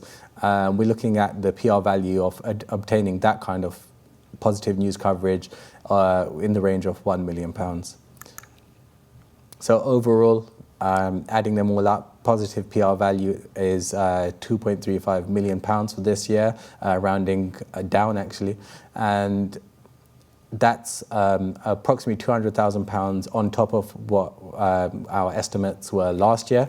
In terms of Sikh Press Association expenditure, you're largely looking at the wages of myself and Sukh, and on top of that, time used for the work of the Everything's 13 full-time staff, like our video editors, like our designers, who actually do so much work for us to be able to allow us to show you everything that we've just shown you. So if you go to our YouTube page, if you go through our social media channels, you'll see a never-ending stream of coverage that we've facilitated, and we're only able to show you that because of the work that they do. So all of that is approximately £65,000 worth of what goes into the Sikh Press Association for an output of £2.3 million worth of positive PR. And again, for anyone that wants to look into that, just look at our YouTube page, look at our social media channels, and you'll see all of the coverage that we've obtained. Happy to discuss this further, but before we move forward now onto our final speaker, quick anecdote. So it would probably be better for Sukh to say this anecdote, but I'll just go through it anyway. So Sukh and our final speaker were on the radio together on BBC Radio London. I think it was at the week before Langar Week, if I remember correctly, talking about Langar Week is coming up. This is what Langar Week is about. After the end of the interview, when they left the studio, one of the seniors of BBC London TV News came racing down to meet them and was like, "Wow, I just heard you talking about Langar, and you know what? Tell us what events you're having in London. We're going to cover it. We want to cover this. The way you talked about it was amazing." And for us, that really shows the benefit of having speakers like our next speaker get the platforms where we're allowed to talk about Sikh stories or Sikhi as a faith itself. So introducing our next speaker is Amandeep Singh, Sikh educator. Waheguru Ji Ka Khalsa, Waheguru Ji Ki Fateh. It's an honour and a privilege to be here to speak with you about something which I'm very, very passionate and very excited about for the future, and that is the work that the Sikh Press Association is undertaking. And an example I'd like to bring you to first of all is the work that's been undertaken as regards amateur boxing. So most of you, like myself, will have grown up in an era where boxing for amateur boxers was not a path that Sikhs could consider. I remember going to my local boxing gym with friends of mine and being told by the boxing coach that you can come here and train, but there's not going to be much of a future here for you because you're going to grow beards. My best friend at the time was an Untitled Singh. At that time I was a Monna, but he said, look, you're not going to be able to fight, so there's no point moving forward with this. In 2010, some political activists and, should we say, influential people in the community tried to challenge this. They tried to challenge it with the threat of legal proceedings and the threat of political repercussions if the ban was not lifted. But those efforts, though valiantly made, didn't achieve any results. Nothing was overcome. So the political and the legal means, if you like, they'd been exhausted. 4 years ago, the Sikh Press Association is inaugurated under the guidance of my older brother Jasveer Singh. And Jazz phones me up in 2018. He goes, listen, we're going to have another crack at this. We're going to have another go at this. We're going to see what we can do. And dealing with it in the consummate professional way that they do, they put together a team of physios, a team of doctors, legal professionals, and they put together a package and they sent that to the All England, the Amateur Boxing Association of England, the ABAE, who had previously refused who had previously sort of knocked back the suggestion that the ban should be lifted. I was very fortunate and very privileged to be part of that team when they were putting it together, so I first-hand witnessed the work that the Sikh Press Association did. And upon writing to them in such a professional way, with all of the backing of all of the medical professionals and the legal team that were there, they received a very prompt response that they were going to look at this and that the ban would be lifted. My friends, in 2019, in February, we celebrated the first amateur Sikh, Amritdhari Sikh fighting. And they fought because the ban had been lifted, because of the work that had been undertaken by the Sikh Press Association. He was able to fight, not for very long. It was a first round knockout for him. He did very, very well. First round, first minute, I might add. And you know, we're looking at roads into the Olympics for amateur boxers, for Sikhs on the world stage. And I think it's really, really important that we just look at this for a second. We can say that the Sikh Press Association overturned the ban of bearded Sikhs fighting in amateur boxing, or we can look at it going back 10 years earlier and say that they achieved previously that which had already been tried and failed. You see, we live in a changing world. We live in a world where the legal ramifications aren't so concerning or worrying as the media ramifications. We live in a world where people are more scared about what the media are going to do by way of response than political people. And so it's all the point made by this is that the media were able to achieve a turnaround where legal and political activists had failed in the past. Not to say or to undermine the efforts that they did, but the truth of the matter is where the Sikh Press Association succeeded was where previously we'd failed. And so it becomes all the more illustrative of the need to back our press association. I think that when I've previously spoken to Alpinda, the Jewish Press Association was formed, I think, about 40 years ago. 1947. 1947, for obvious reasons. And we're sort of just about getting together now, and we're seeing the massive, massive, massive effects that is happening. So one of the correspondences that was sent, with something along the lines of, if you don't consider our requests reasonable and you're not going to lift this ban, then just let us know your press contacts details, because we're going to go to the press with this, so we just want a comment from you because we're going to go to the media. And that was one of the last paragraphs that was sent over, and immediately they came and said, no, Mr. Singh, Jazz, we'll have none of that. Please, let's have a little sit down, but we'll tell you right now we're going to try and lift this ban. And so we have amateur boxers that are coming through the ranks right now, and I'm really, as I said at the beginning, I'm really passionate and excited to see what further fruits are going to be born out of these seeds that have been planted from the hard work of the Sikh Press Association. So myself, I'm really passionate about Sikh education. Sikh education has changed my life, and it's something I'm really passionate about bringing to other people. And a lot of Sikh organisations are doing a cracking job about teaching Sikhs about Sikhi. But my brother Jagraj would always talk about how we're missing out on the 98%, how we are very good at talking to our children, maybe at the Gurdwara, at Punjabi school, how we're very good at speaking to our own at Ladivar Katha, our regular Katha programs and discourses across the country, but we're not very good at communicating who we are to other people. And as Shuranjit said, that if we don't take control of that narrative, then others are going to write it for us. And so what the Sikh Press Association are doing is something that I couldn't first get my head around. They are representing Sikhs to the entire world. And it's really, really important, because if we're going to grow as a Panth into that world and do what the mandate that has been given to us by Guru Gobind Singh Ji, which is to basically serve the entire world, to save the world in the Khalsa Panth, then the world needs to know who we are, that we're not strangers, that we're not here to do anything but to bring light forth in the way that Langar does, in the way that Shabil does, to the entire world. And insofar as the world doesn't understand who we are, they will continue to come up to us at Trafalgar Square as we serve Langar and say Salam Alaikum, because they don't know who we are. They think that we're Muslims. And it happens to us on a regular basis as we do Langar Seva on the streets of London town, week in, week out. And we have to just smile, grit our teeth and say, obviously this man means well. But I think that whilst organisations, which I'm very passionate about, like Basics of Sikhi, Sikh to Inspire, are doing a fantastic job educating Sikhs about Sikhi, we need to empower the Sikh Press Association to tell everybody else in the entire world, the other 98%, if you like, about who we really are. And this is something which has been undertaken not just in theory but in practice. So through Sikh Press Association, I've been given many contacts, been introduced to many people, and I've been put forward to undertake many seva opportunities, many speaking opportunities for BBC across the country, Manchester, Leicester, Surrey, Shropshire, Derby, Nottingham, Northampton, to name a few.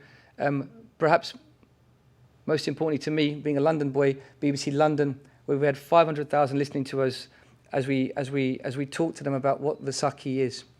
And that to me is really, really important. People come up to me and they say, hey, we heard you speaking on the radio, and people at our workplace were talking about what you were saying. And that for me is going to be something which is very, very important, because as a friend of mine once put it, that if we don't educate people about who we are, when a Sikh turns up in the waiting room with a CV asking for a job, they're not going to be distinguished. If we don't start educating people about who we are through the proper medium, which is the media, as properly illustrated by the boxing analogy, if we don't start educating people about who we are, then we're not going to give the generation below or even ourselves a chance to flourish and move forward. Just to make the point really poignant, I met a counsellor at Goodmay's Gurdwara, which is my local Gurdwara in East London. And so I didn't meet them, I heard this story from a friend of mine. And he said, the counsellor came to the Gurdwara, he goes, I remember you guys, I came here 20 years ago, you gave me aloo gobi. You're good guys, you guys are good people. He was a counsellor. The point to be made was where he had been educated, where he had that chance opportunity to find out about who we were, he remembered it. People remember if we take the chance to go out and just give them, if we take the opportunity to educate them. And what we've got to do is see what people like Jagraj, Jazz, Sukh, Rapinder are doing, and understand that it's really, really important that we back them. And if we are not backing the Sikh Press Association, if we're not appreciating the work that they're doing, then we can blame no one else but ourselves when someone else takes up the mantle and starts writing our history and our present for us. So I've spoken a bit about how the media through the Sikh Press Association has achieved where political and legal avenues had failed. I've given a couple of illustrations about how I've been given personally a platform to speak through the BBC, to the BBC. But on a personal note, I'd just like to say something. People think that all speakers, that when they go out, that they've come out of the room as speakers and they know everything that they've got to say. But it's not the case. Actually, I'm actually quite a young speaker in the terms of, I've only started doing Sikh education when I was really influenced by Jagraj a few years ago. And what's really interesting is, for Jazz and Sukh, this is not a job for them. This is a passion, this is a lifestyle. And I remember getting one of our first speaking opportunities at BBC, and I was a little bit nervous. And Jazz phones me up, he goes, listen, what we're going to do is we're going to have a 3-way conference call. It was about 8 o'clock at night the day before, way after the office lights had been turned off and the shutters had been pulled down. And he said, listen, we're going to go through every opportunity, we're going to talk about the options that they're going to pose to you, the questions. And it really felt like I was being handled. It really felt like I was being nurtured as a team. And you can't buy that kind of love. You can't buy that kind of dedication and commitment. You can give someone a salary, but you can't give them heart. And I know these guys, and they're like brothers to me. And we're very, very fortunate to have people that care about the Panth, not just their job and their role. And I say it again, you can buy people, you can give them salaries, you can't buy heart. And if you phone these guys, as I've already illustrated, at 4 in the morning, 6 in the morning, their phones are blowing up. It's not call me back later when my working shift contract kicks in. It's about what does the Panth need right now and how can I serve? And on that final point, oftentimes at work, I'll turn my nose up at tasks that I don't want to do. But you'll see Jazz and you'll see Sukh. You'll see them deal with people perhaps that they don't want to deal with, that are not looking at Sikhi with a favourable eye. They've got to pick up the dirt sometimes so it doesn't get thrown on our face. And they do a fantastic job at doing that. And it's not so easy it's easy to say, but not so easy to do. To actually stand in the way and go, look, I don't want to do this, but for the better of the Panth, I'm going to do it. You know, it's an easy punchline to throw out there, but to live that life.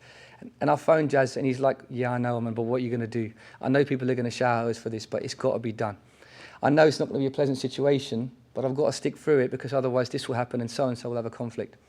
And I regularly have these conversations, so genuinely from the bottom of my heart, genuinely, I'm very, very, very appreciative of the work that you've done for the Panth. I'm really excited to see the way that you're going to portray and put forward and tackle the issues that no doubt are going to be thrown at us. So genuinely from the bottom of my heart, thank you so much for the work that you do. Thank you for the platform that you've given me and for the wonderful, wonderful, powerful, influential work that you do for the Panth. So, Waheguru Ji Ka Khalsa, Waheguru Ji Ki Fateh.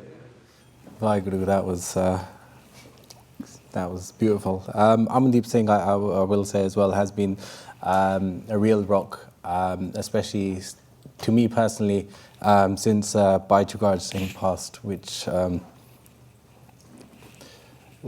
leaves us sometimes with a gap of kind of like a shield with the hard things that we deal with. Also, in regards to the boxing, the Sikh Press Association definitely can't take all the credit. Lions MMA, an absolutely fantastic organisation that have martial arts and boxing clubs across the UK aimed at the Sikh community, but for everyone. They're the ones who brought the issue to the fore. Karam Singh put himself forward as a case study. He was a young amateur boxer coming up, and he also had high-level organisations like Buddha Dal interact with the England Boxing Association. Dr. Harbir Singh put his medical credentials on the line to say that the beard is in no way at all a health hazard in the sport of boxing. And I hope anyone else that's been left out forgives me, but the Sikh Press Association definitely can't take all the credit. And actually, to add, a lot of those emails that we were sending, in fact all of them, were tweaked by Amandeep Singh, who's a lawyer by trade, so he knew how to kind of use his words wisely to put the pressure on, shall I say. So what next for the Sikh Press Association?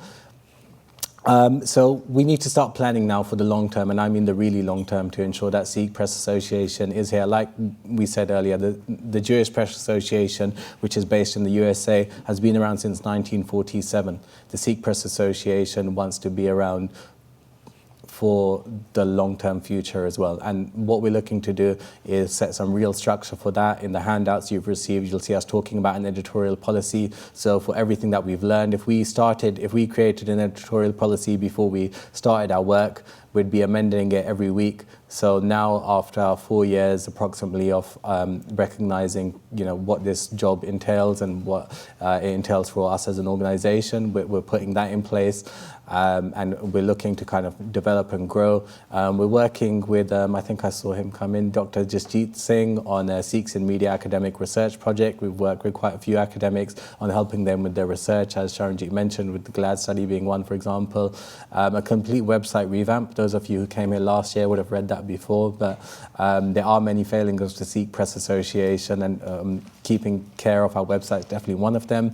And specifically growing the team. So the Sikh Press Association is really going to be looking to go out and connect with Sikh organizations and Sangat and actually grow, because for a long time, we only had one person that was running full time, and now it's two. And even with two people, we see that, from my perspective, I think the minimum an organization like this, for it to achieve its full aims and capabilities, needs to be at least 4 people deep. So we're going to be having some serious conversations about growing. The most basic way you can help is through funding. If you look in the handouts you received, you have this funding leaflet. We're under the banner of Everything's 13, well known for the work that they do with basics of Sikhi, and that's where our funding comes from. So that's one way you can help. But now with this in the background, it's time for you guys to ask any questions you may have. Rupinder, Sukh, if you could join me. Guys, if you have any questions, we can hand out these mics. Hi, I'm also Amandeep Singh. Firstly, thanks a lot for presenting and showcasing the wonderful work the Sikh PA does. It's been truly inspirational, especially learning the non-frontline work you've been involved with, such as Tarakki, and hearing about the work with Neelam and sisters, and also listening to yourself, Amandeep. So that's been really inspirational. What I would say is that until a few days ago, when my wife asked me if I was interested in going to a Sikh PA event, my first question to her was, what is that? So as an organisation, you really rely on the awareness of yourselves, not just with your media contacts, but also fundamentally with the Sikhs you represent, to help feed your knowledge and the network of contacts you have across the globe.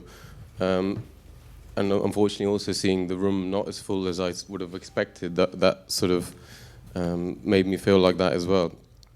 So my question is mainly, what can be done further to further your presence, that all Sikhs all over the world are actually aware of your existence, so they can support yourself as much as you can get support from them. Because what's excited me today is actually seeing the massive contribution the very few number of people have actually done, such as yourself, Sukh and others as well. So what I'm really excited about is as you expand, clearly that figure speaks for itself. As you expand, that is only going to exponentially increase. So the question, really is, how do you feel like you're going to increase your awareness in the Sikh community? In regards to kind of our own profile, one of the reasons why we're kind of perhaps not as well known as a lot of the other organizations is because a lot of what we do is behind the scenes. Other than our social media, our interaction with the average Punjabi Sikh only comes to Sangat organizations. So the organizations that we work with, that's our interaction with the general Sikh public and the Sikh community. So in one sense, perhaps kind of, we could build on those relationships with those organizations, the countless organizations that we work with, to help them push out our profile. On another hand, I remember Jagraj Singh answering this question when we were out in Canada, and somebody brought up a specific Sikh news page that they weren't too happy with because they felt that they were constantly putting out kind of inflammatory articles that were a bit sensationalist, which was for news directed at the community, for the Sikh community.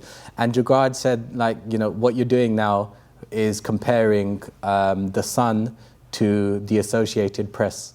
How many people here have heard of the Associated Press? Probably about a third or quarter, maybe less. So the Associated Press are a news agency, which is what we are.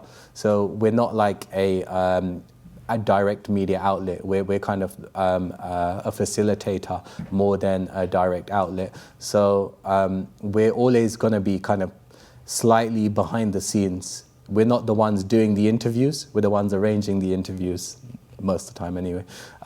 So yeah, I mean, there's definitely a lot of work that we have to do in terms of building our profile to ensure that we kind of, are able to grow and are able to get the interaction with the Sangat. I would love this room to be full as well. And one of the funny things is when you do free events, you'll have 150 people register and 40 people turn up, which is the case of all our events. So, we've discussed previously about charging and, we've thought against it. But, these are things we have to reconsider. But largely in answer to your question, we have work to do in terms of maybe connecting more with our Sangat-led organizations and probably building on the back of their popularity. So one thing that was mentioned was media workshops. I'd like more of the Bantik organizations, whether they're based on serving langar or whether they're more activists, to actually call us in to do media workshops for them. So their Sangat knows about what we do, and also kind of, their people know about what we do. But to a large extent, just to repeat myself, we are going to be behind the scenes because we're a news agency, not a news outlet. It'd be a good idea if everyone here as well, the first free thing you can do is share and like every social media page that Sikh Association has, Facebook, Twitter, and Instagram, and also maybe share the content. That's a big server in itself. Thank you. Yeah, that's very true. Sometimes, I just get so caught up in kind of, just doing the work that we do that we forget about building our own profile. So that's the senior video editor of the Everything's 13 speaking. So yeah, let's take that on board. He knows a lot about social media. So that's how you guys can help. So I'm slowly learning about this whole media thing, trying to be doing more speaking and taking more speaking opportunities to talk about Sikhi. And when I first met Rupinder, I was like, I don't know why we need a Sikh Press Association. We've got the Sikh channel. Because I just didn't understand what the Sikh Press Association would do. We have a Sikh channel. Anything that we want the Sikhs to know about, we could just advertise it on Sikh channel, right? But it's not. So in essence, my understanding, and Jaz will correct me if I'm wrong, the number of people in attendance in this room is not a reflection of the success of the Sikh PA. The number of people in attendance at any of the events that they have helped facilitate. For example, one of the talks that I did on BBC had 500,000 views. So that's a reflection of the success of the Sikh Press Association, because they would be working with organisations, and if that makes any sense. So it's a number of people that attend the events that they facilitate is really a reflection of their success, and how much that increases. That's really how we should be judging the Sikh Press Association's success. No, sorry, just to, but that was not criticism. No, we know. Clearly, no, I was just clarifying. I had the same issues in my head. Why do we? I totally get your point about being behind the scenes as an organisation, but it was more the more of us know about it. I think it's more of us feeding into your pool of we're running this kind of thing. Oh, let's call up the Sikh PA. They can sort of organise the media around that. So it's you have more people that are coming back to you. I would like to think that the vast majority of Sikh organisations, Bantik-led organisations, do know about us in that sense. So I guess, it's kind of filtering out from that circle that we're working in to maybe the individuals that would be doing their own thing as well. My name is Manveer Singh from the Sikh Network. Just wanted to second a lot of views in the room and obviously acknowledge the extensive work that you have done in the past year, certainly in respect of a lot of the campaigns that the Sikh Network and the Sikh Federation have been involved in. I think your contributions are, second to none with regards to those things. Just to get a further feel, what are the biggest challenges you face on a day-to-day basis, and what do you feel will be your biggest challenge going forward over the next, 2 to 5 years? That's a very good question. For us, I think the biggest challenge is we're not in control of our work. We're not in control of our workload. This is a great example of me waking up and thinking it's going to be a slow news day. There's not much in the diary. I've got a few things to do, but not much. And then this happens. And it was the same day as the Grenfell Tower fire as well. I woke up and we actually had a clear diary that day. We had a few things to get on with. And then that happened, and that's our whole week afterwards taken out. And planning, especially with our limited resources, being able to plan, we plan our yearly events, whether it's Chabil Day, Langar Week. These take a lot of planning beforehand. They take a lot of planning that has to happen regardless of what else is happening. And I think something that Jasveer Singh and I face on a day-to-day basis is this juggling, because we want to do the stuff that's in the diary, that is structured, that is going to be more longer term, but at the same time, if we're not there doing what you could call the firefighting or the more reactive stuff, or the sometimes organizations drop a press release on us and they'll say, actually this event is happening in 2 days time, or even tomorrow sometimes, and obviously then that becomes a priority, and every single day things are taking priority that you didn't even know about yesterday. And there's always stuff coming up within the community. Sometimes a journalist might get in touch with a request that, again, has come out of nowhere. And something that I think a lot of people don't see is the amount of time we spend on really credible media projects that go all the way almost to like 11 o'clock and then fall at the last hurdle because of something or another. Very blameless. Sometimes it's nobody's fault. Sometimes it's just the whim of the editor, whatever it could be, that we work really hard on a project. We take it right up to almost publication, and then nature of media, it just, it gets dropped. It doesn't happen.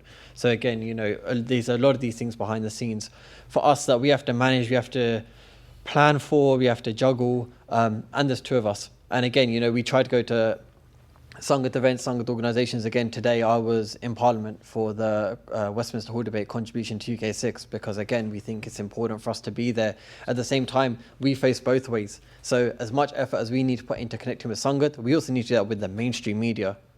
We're talking about online media, radio, TV, newspapers. We could spend... we could have so many people just focusing on client relationships on the media side, let alone on the Bantik side. And then that's not even taking into account actually doing the work. And Jasveer Singh and I, we do have to make those judgment calls. And we are dictated by events. And I think that's something that I've learned personally from experience, just when to make those calls and what to juggle when.